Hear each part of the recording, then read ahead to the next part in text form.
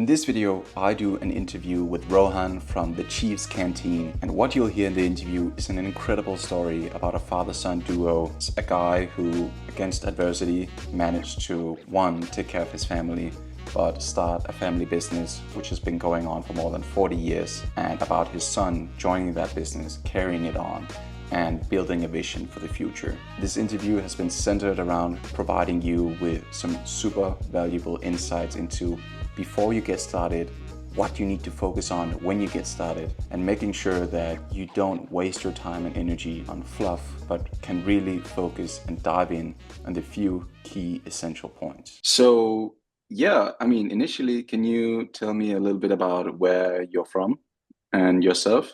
So I'm from Calcutta, India. This is in the eastern region of India. And what I basically do is I'll start with my name. My name is Rohan. What I really do is I have a startup around canteens. And I found this something, or you can say that this was a gap in the market that I found along with my dad. And I think I can term myself as a father-son duo. So what happens back in India is a lot of people, they follow what their dads are doing. So we basically fuel our dad's vision. So you'll see that a lot of people are in their family business. So you can say that, my dad's been running this canteen business for the past 40 years. And through the interview, we'll get to know more about that, I'm sure. Um, but yeah, I'm basically fueling my dad and my own dreams. Awesome, This is man. what I do, and That's this is really where I cool. live. Yeah, Yeah. yeah. So how old are you? So I'm 26. Okay. I'm going to be 27 this year. Yeah. I'm afraid of getting old now. Nah, man, come on, not yet. Not Right, yet. That's so cool. 40 years is such a long time already. right, I'm really excited to get into all of that stuff. right. So obviously you already mentioned that this seems like a super strong father-son duo team. How did your dad start this? The Chiefs Canteen is what it's called, right? Correct, correct. Um, I'd say that it was all luck. It was all his hard work, and it was a chance given to him. So how this all started was he has come from the slums, number one. The second thing is his brother, I mean, they were a family of six members. So three sisters, three brothers, and then the parents.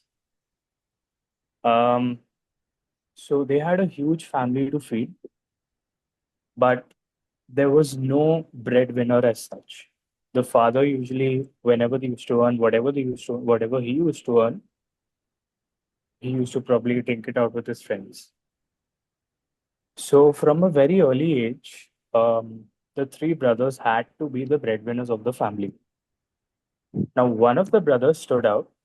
He basically found something for himself which was stable enough so that he could feed the family. But the other two were relatively younger. So what happened was that they had to do odd jobs. So my dad has done a lot of odd jobs. So selling pen and paper outside a school, um, you know, doing the dishes in a restaurant, and a lot of others. What happened was that the elder brother,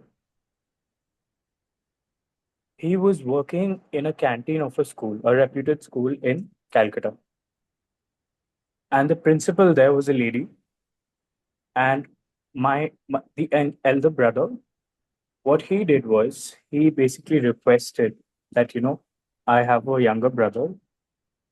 His name is Ashim, and he's really hardworking. What you can do is, if you can give him a chance somewhere, if you have any.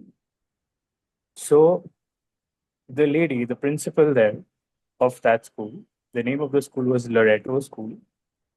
So Loreto School, the principal there, the husband was the principal of the current place that he's working in. So what happened was that basically my father got a referral through that principal through my brother's letter. So my brother, my father's elder brother had presented a letter requesting, that please just let him work. We're in a tough spot in the family, and he needs some help. And I'm sure that he'd be of, he'd add value to your school. And back in the day, I think this was 1987. So 1987, La Martiniere for boys' school and girls' school did not have a canteen. So they were looking for someone to open up a canteen there. And this was going to be the first ever time somebody's going to open up a canteen. And right before he was about to open the school canteen, his dad passed away. So this was when he was around 15 or 16 years old. His dad passed away, so he requested the principal that the process of opening the canteen be delayed by 15 days, after which he started his journey. So he's seen a lot of tough times before he got this opportunity. He's seen horrible days. And where I stand, I don't think I have to go through all of that. I think I've been given a backup. I've been given a solid base for me to carry on his legacy. That's such a beautiful story, man. Correct. Really appreciate you sharing that, and Right. what a time your dad has gone through. Yes, Correct. and I really see why you mentioned both luck and hard work as factors determining how it came Correct. to be, right? Right. I have this idea, or I mean, it's not something that I'm the first to think of, but I like to think of different ways to be lucky, right? There Mm-hmm. are the, winning the lottery kind of luck chances, and then there are the you work hard to put yourself in a spot to be lucky chances. Correct. Right. And it definitely seems like your father and his brothers were in the second category, Correct. right? Right. That's so I think amazing. I think what happens is if you have the right intention and if you're striving hard and if you really want to get things done, opportunities will knock at your door. I've always believed in this, and this has happened with me and my dad. So we both firmly believe in this that, if you really want to do something, and let's say, this is a podcast that you're building. So right now you're finding people who you can talk to who can take you to that stage. I mean, it's a two-way process. But at the same time, it's also mostly your intention of what you want to do, right? That's taking you there. Yeah, for So sure, for sure. That's that's the so thing. true. That's so true, man. Yeah. And so, how long, like, did it work out immediately when your dad started working at the school canteen, or like, what did that process look like? So when I spoke to my dad about this, um, it's kind of funny how it all started. So Okay. he was he was just given a small table where he's and a lunchtime, a break time here in India is just for 20 minutes. That's it. Okay. So there's like a huge rush. Yeah. And because he had no idea of how to handle things, so he was there all alone. So he was the only one serving the food. And he used to get the food cooked from somewhere else. He used to bring it to the canteen and serve it to the students. And mostly it was South Indian food. So South Indian food means basically he used to sell dosas and idlis. I don't know, or I'm not sure whether you're aware of these dishes that are here, but sometime A if you're little here, bit, but not extensively, no. right, right. So when he started off, he was not actually very serious about the whole thing. And he was always ready to get over with the break because right by the table was a big field where the kids used to come to play. Mhm. So he used to make sure that he just wraps up everything as soon as possible so that he could join the kids and play with them. So that was the intention. It was not to go to work. It was not to get sales out of it. It was just to have fun with the kids. So that's how we started. I mean, it's funny to me because, I mean, if you're in such a situation, a lot of people might, see it as being in panic mode. Like, how am I going to take care of my parents? How am I going to take care of my sisters? I mean, in the Indian culture, what happens is the girls of the family are married. They're married off at an early age, especially at that time, right? So that pressure is always there on a man's shoulder. That you know what, I got to get my sisters married. So it's a pressure, especially for a middle class person coming up. But when he went to the canteen, it was not about, you know, these pressures. It was just about playing with the kids, having fun. So I think that's how he was so casual about things. That's how he made his way to the hearts of all the students because it was not about serving food. It was more than that. He wanted to make he genuinely liked kids. He genuinely wanted to be out there, make a connection with the kids. So he went there, he used to, play around with the kids. He used to make sure that he talks to the kids as much as he can. If there's a little kid passing by, he just tap them on their heads playfully. So he just genuinely likes kids. And I think from a very young age, and because even he started off at a very young age, the seriousness hadn't kicked in, I feel. So it started off in a very naive manner, but eventually I think um, he figured his way out. He, started to get a little mature, started to know that, okay, these are the challenges that I have to face. And so, for how long did he stay at that school? So he's been running that school for the past 40 years. Oh, wow. So this is the school. The name of the school is Le Martineau for boys and Le Martineau for girls. So it's a pretty renowned school in India, Yeah, and he runs the canteen for that school. cool. That must also be so like nostalgic and valuable to him.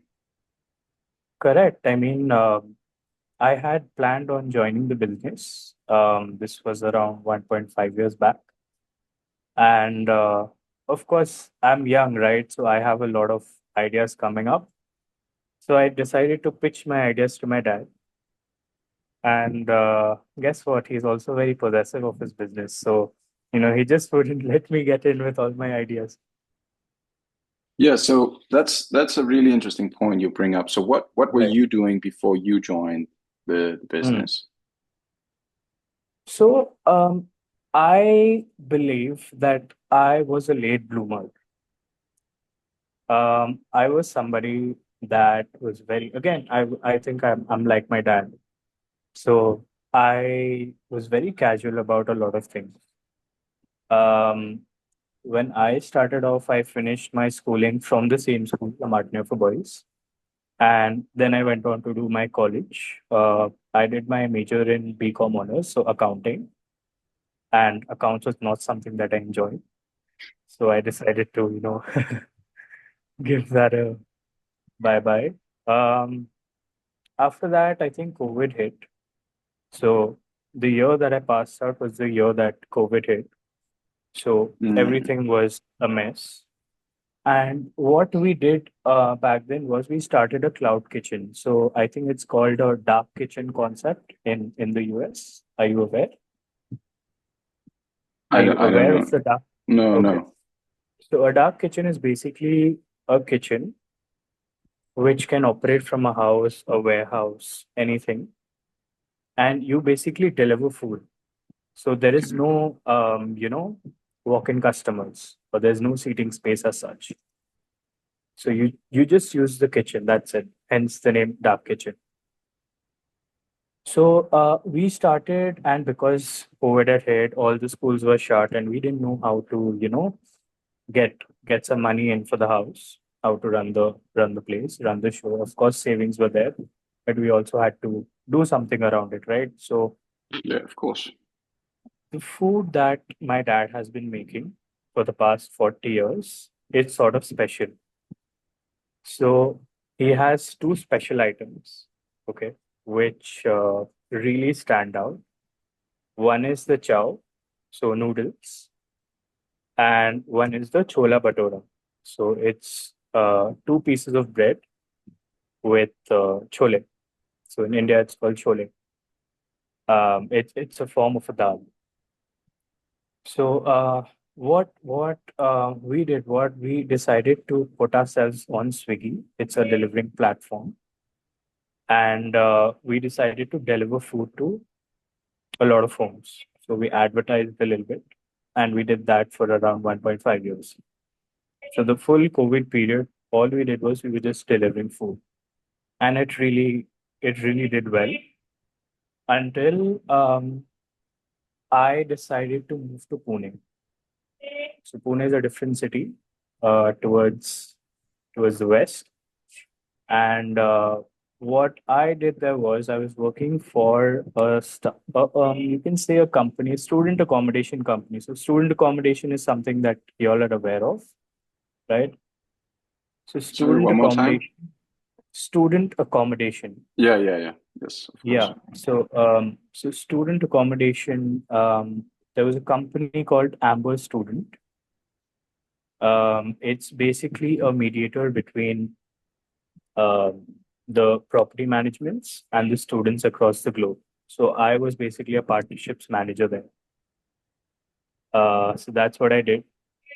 Then I joined a startup, and the startup was in the similar field, but I think he wanted to take a leap into the same market, and he was starting out the same business, but in a different way. Like he had a different model. So I thought that was interesting. Let me just get in.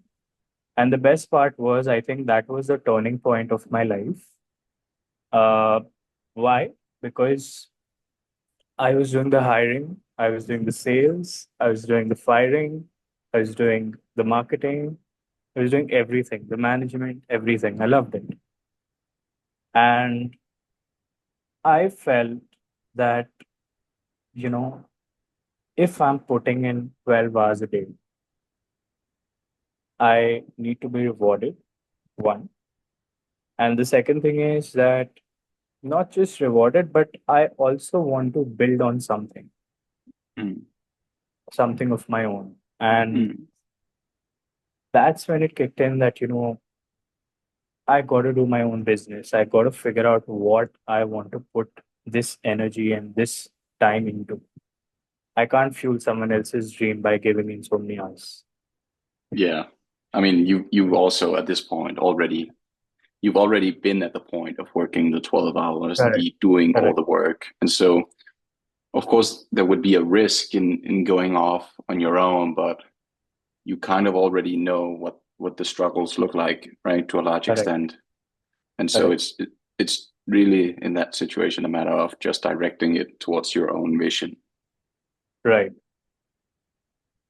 Cool. So And so you that was the point that you decided to go and join your dad, like finally, I or think I think for the past 6 months while I was in the startup, yeah. so I was just there in the startup for 7 months. And the first month was obviously, hey, I'm in a new environment and this is great and all that. But eventually it kicked in that, I just want to do something of my own and I don't know what that is. Mm, So it was me struggling, it was me, trying to do everything that I could just to find what interests me really. yeah. And that's when I figured that, hey, you know what, I actually like doing everything. I like to manage everything. And one How fine how day, how huh, sorry to interrupt here, but I think this is a really crucial point for people who are considering starting out. What were mhm. the actual things that you did to kind of identify what you liked or wanted to do? Like you talk about, trying to figure out what it is that you actually wanted to do in like a super concrete or specific sense. What were Mm. those things? To put it in a concise way, I think all my life I tried a lot of things, eventually kicking them out if they didn't work out for me. And if something did work out for me, I put my heart and soul into it. That's all. And so does that mean that you kind of already knew what you would like to do? Or was it just that you chose something and then stuck with it until you found out that it wasn't the right thing? Or how should that be interpreted? I think I chose this path because I got a call from my mother. So I was like we talked about in the beginning of this interview that if we genuinely look out for things and if we're working towards it, some way or the other the opportunity knocks at your door, right? Mm, So the exact same thing happened. I was doing my best at a job, at a networking event, or wherever there may be. I was just doing my best, but I didn't know what to put myself into mm, until my mom called me and she said, I think Dad's not being able to handle the business very well. So what I did was I wrote down on a piece of paper, in 2 years' time, where will I be in my job and where will I be in my business if I do join my dad's business. And I think I still have the paper somewhere. So I think the clear winner was, of course, my business, not in terms of just the rewarding bit, but also what I'd learn out of it and the impact that I could create. mm. And that's how I, came into this business. Yeah, and probably how you decided to commit to it, right? Correct. Cool. Correct. So at the point where you finally decided to join, how many different spots or clients was your dad serving at that point? So my dad's been very loyal to this school, and he's always been because he has to feed around 500 to 1,000 kids every day. And from the place where he was to the place where he is at right now, he was pretty much satisfied with what he had. Okay. So he was basically running these two schools and had just recently started out with a medical college. So you can say that he had two clients. Yeah. Cool. And at that point, what were some of the things that when you came into the business that you figured would be worth looking at first? You mentioned the coming in with new ideas, right? And a fresh Right. mind. Right. For me, it was so number one was definitely, enabling some sort of tech, doing some sort of marketing, um, making the place a little more flashy. Because after COVID, I think what had changed was that people were just not looking at having good food, but they also wanted a different tinge, right? Everything was out there on the internet. And if you wanted to be on the internet, you had to only show the best parts of you, especially during the beginning of the internet phase, the social media phase, right? I think everybody was just showing their best parts. It was very rarely that somebody came out and showed their vulnerable sides. I think in the past few years, we've seen a lot of people come out and show themselves as they are.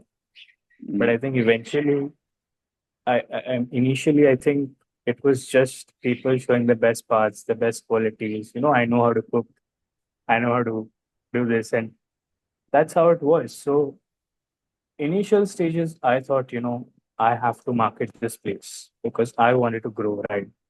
And I knew that dad had base. So my dad had a great base. He had a great fan following. People were calling him chief. So he's the only person in the city who is referred to by a nickname. So that's a great achievement to have. There are so many other vendors working in so many other schools. They probably have bigger businesses than my dad, but he has a personal touch with these kids. I'm sure there must be something that he must be adding. And that is exactly what I wanted to show, that, hey, you know what? This is what we do. Not just on social media, but we were actually performing those ideas.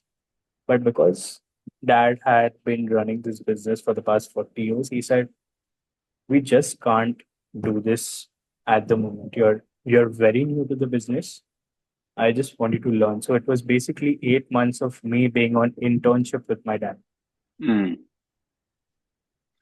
And being on that internship, did that change anything for you in terms of your ideas? Like, were there actually something that changed your mind, or did you just kind of, get involved in everything and then still have the ideas?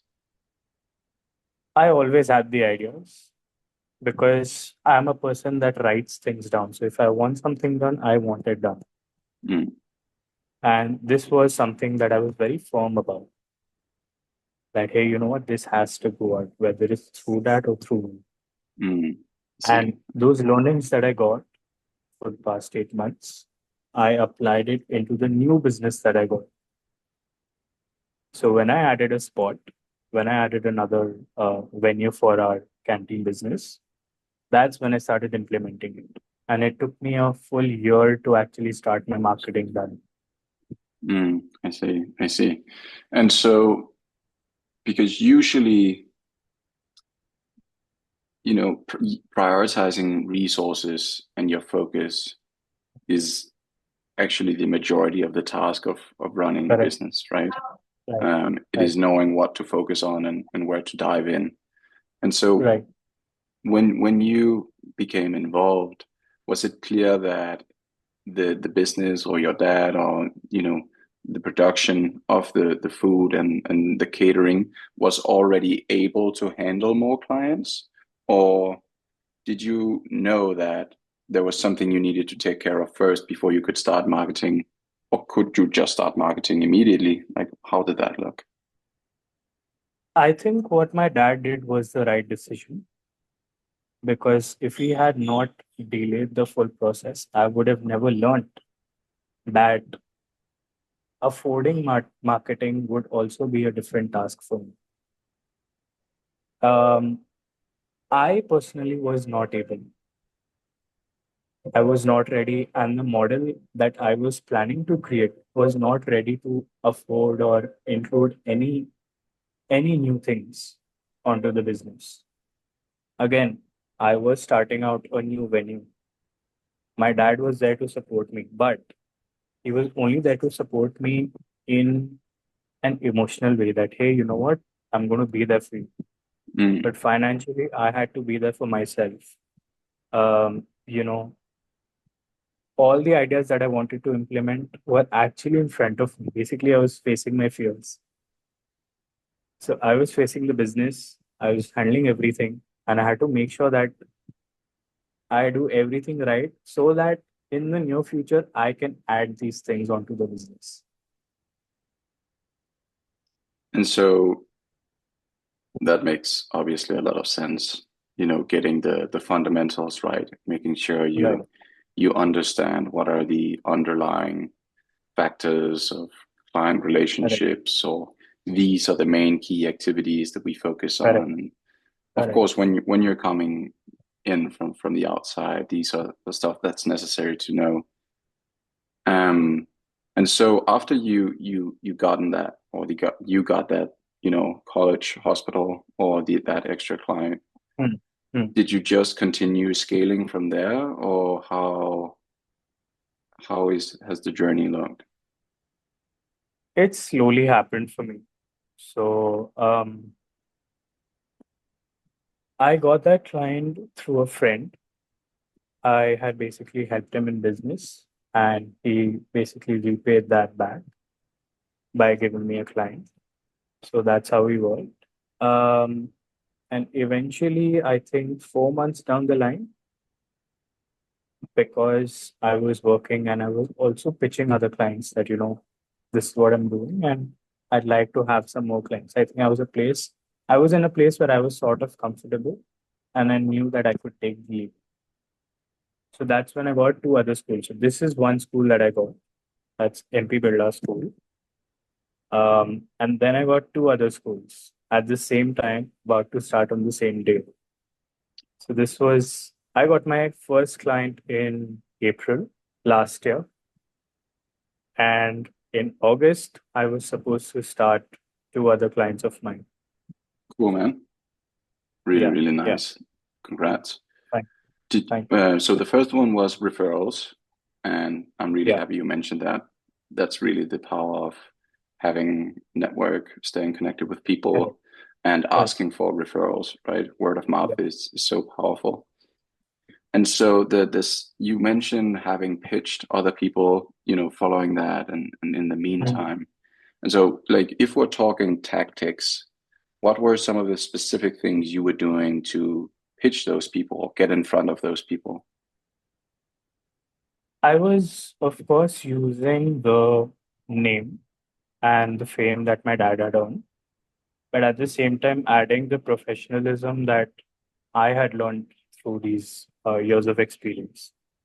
So I think I have a very creative way of writing an email.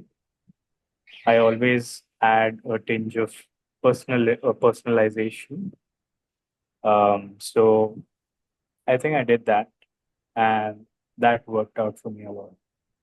And so from what I'm hearing, it sounds like most of the outreaching you did was through email. Is that correct? Email, correct? Okay. And were these warm leads, people you kind of already knew or who knew the Mm, business? So no, cold, all of it. cool. Yeah. Cool, cool. And if you were to guess, how many people do you think you reached out to in total to get those two clients? Mhm.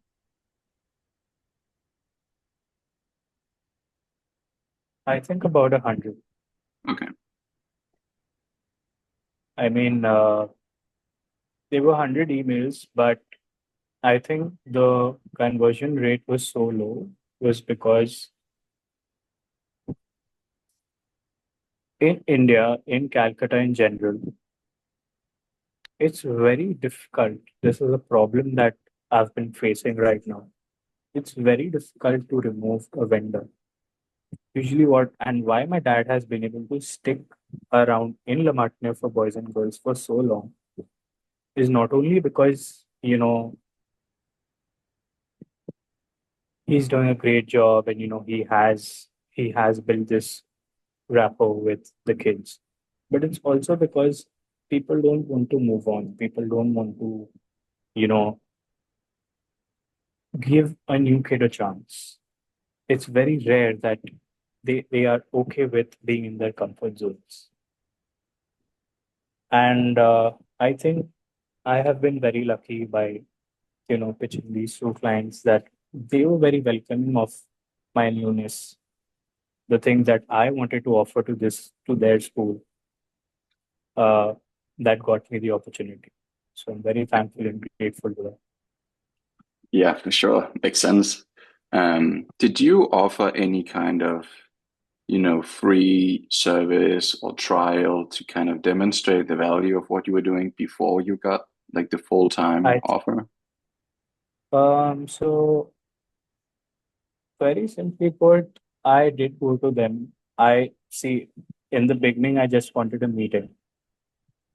So once I got the meeting, I made sure that once they tried my food, they'd obviously eventually like it. Yeah. So I used to go there, and on the meeting day itself, I used to make them try my food. Okay. And it So you was brought mostly so in you brought Portugal. free food. Yeah, yeah, I got free food. Cool. And yeah, because I mean, I think this is such a valuable point that one I try to use in whatever work that I do and with the clients that I work with. It is focusing on delivering value upfront, right? Right. so that you prove yourself and create that trust and credibility for continuing Correct. afterwards. Correct. And it sounds like it's kind of, in a different but similar way what you've done as well, Mhm. right? Correct. I'm kind of curious if you know, to all the people who will be watching this and who are thinking, I want to start a business. I kind of know, the overall way of how it works. I need some kind of idea. I need to make an offer and I need people to sell it to. But like, if there's one thing that I should focus the majority of my time and resources on, what would that be? I think a lot of people have a lot of hopes around business, and they have this hope right before starting. I think they should put all their resources in just starting and forgetting about what they actually need. Because when you enter is when you actually get to know that, okay, this is actually what I can do and what I cannot do. It's so easy to write down all the ideas, but it's so difficult to actually implement them.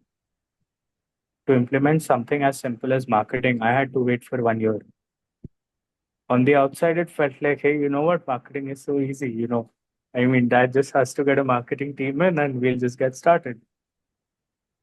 But it's not true. I think all you have to do is just start.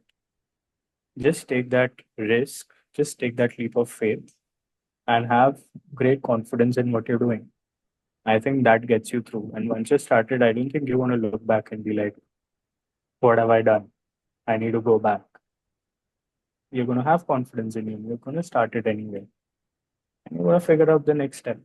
I think just start. Cool. What are your thoughts on working part-time or working full-time while starting something on of your own on the side? Like, do you think the right move is just to quit everything and take the leap of faith?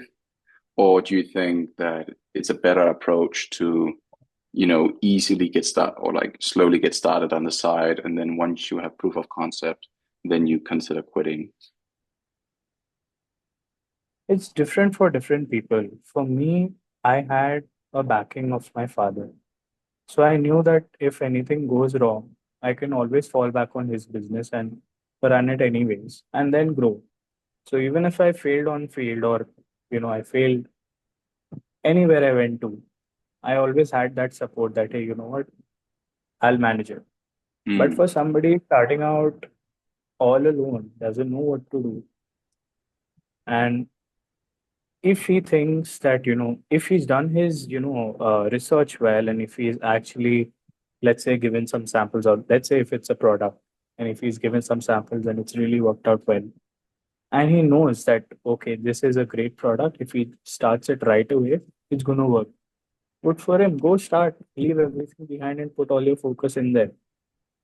But if you think that it's too much of a risk, I think you can play it safe for a little while until you figure out whether things are actually working out in your favor, and then put in your all Hmm. your resources.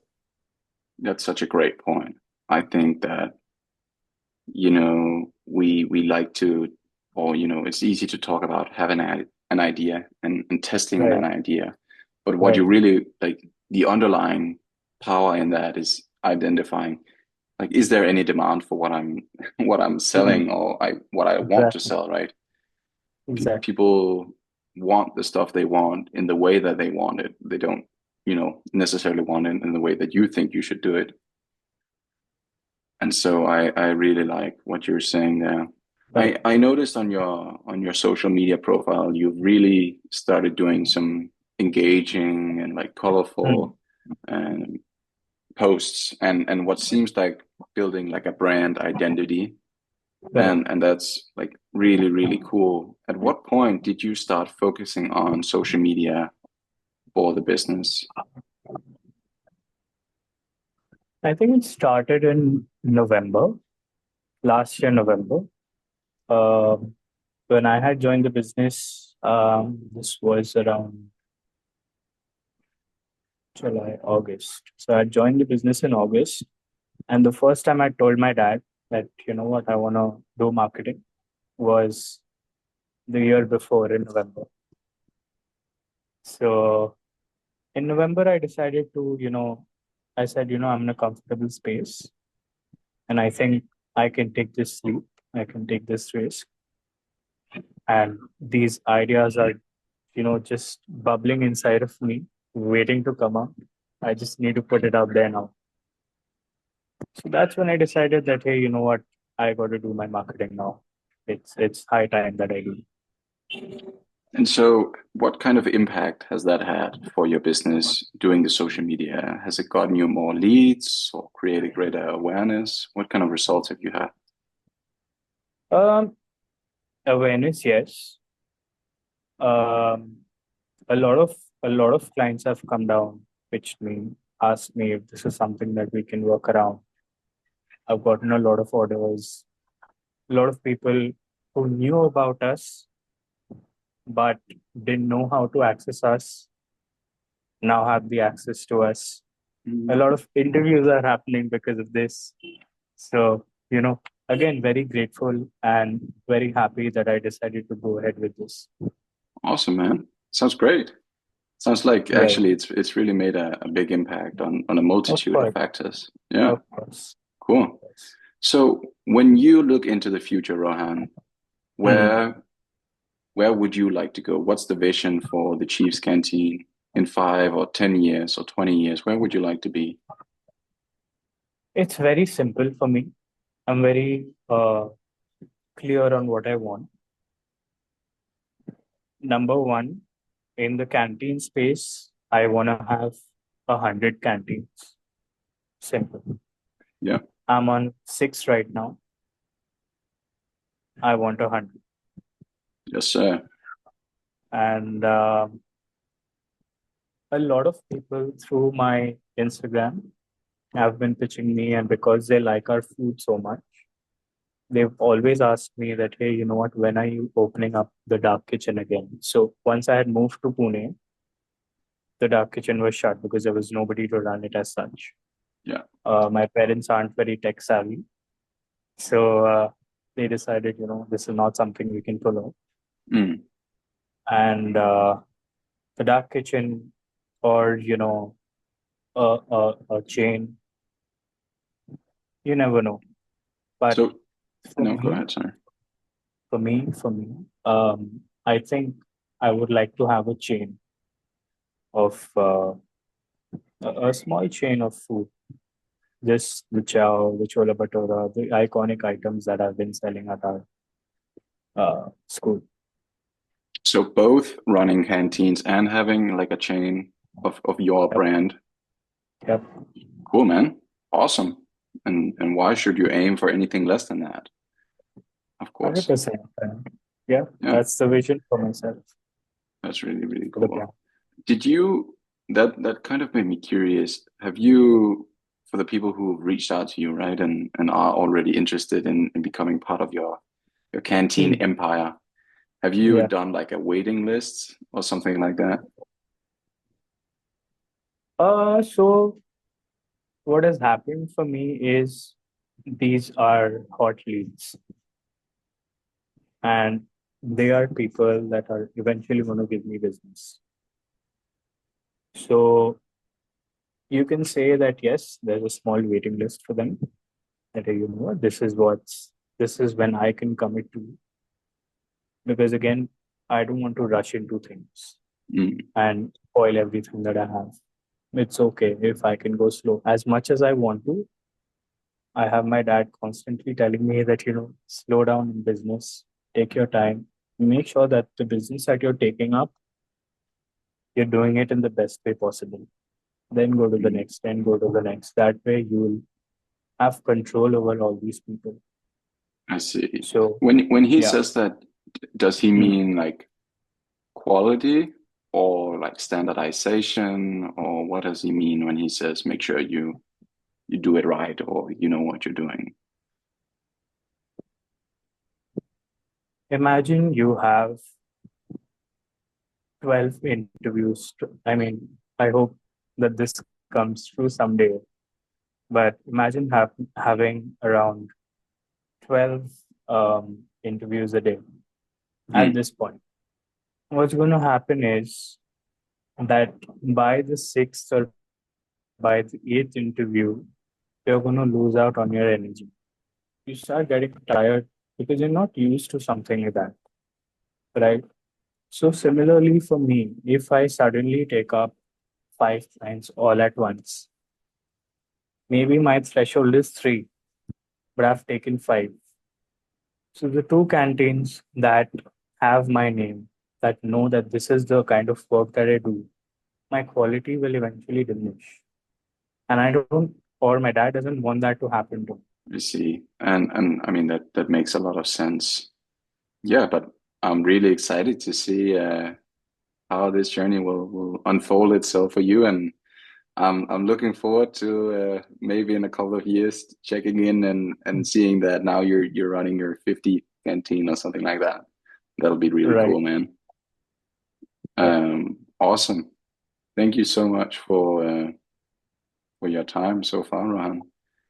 It's been incredibly insightful, and I think you have had some really nice points and stories to share with people, which hopefully will inspire them to look at their dreams or just their aspiration and think it is really, there is no right time, there is only now. And if I want something from this, it is just a matter of going out there and making it happen.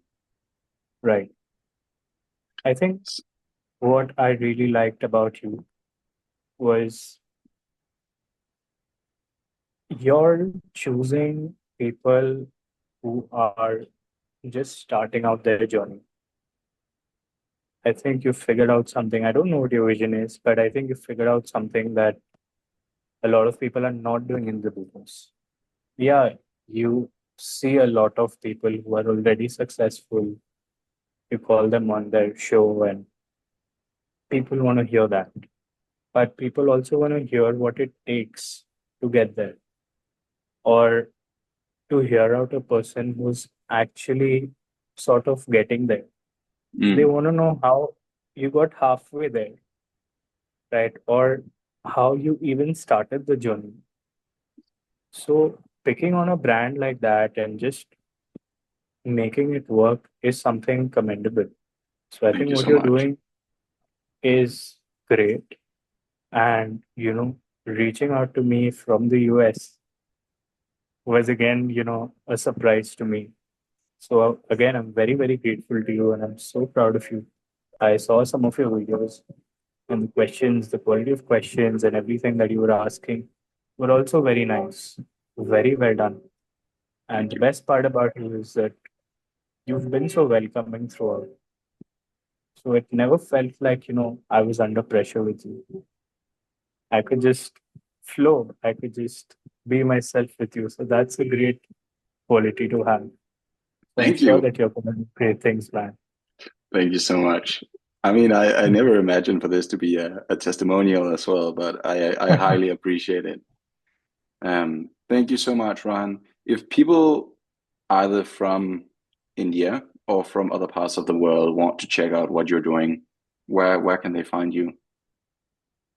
So they can find me on Instagram for now. Uh, it's called the Chief's Canteen. You can always reach out to me. All my details are there. And yes, if you're there and you need my help, you need my services, do reach out to me. And if you need someone to market you, do reach out to David. That's a great plug, man. Thank you so much.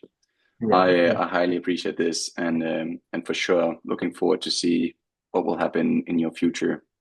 Wish you right. absolutely the best of luck, Rohan. Thank you so much for sharing everything. It's been a huge Yeah. pleasure. Have a wonderful evening, and we'll probably talk at some point in the future as well.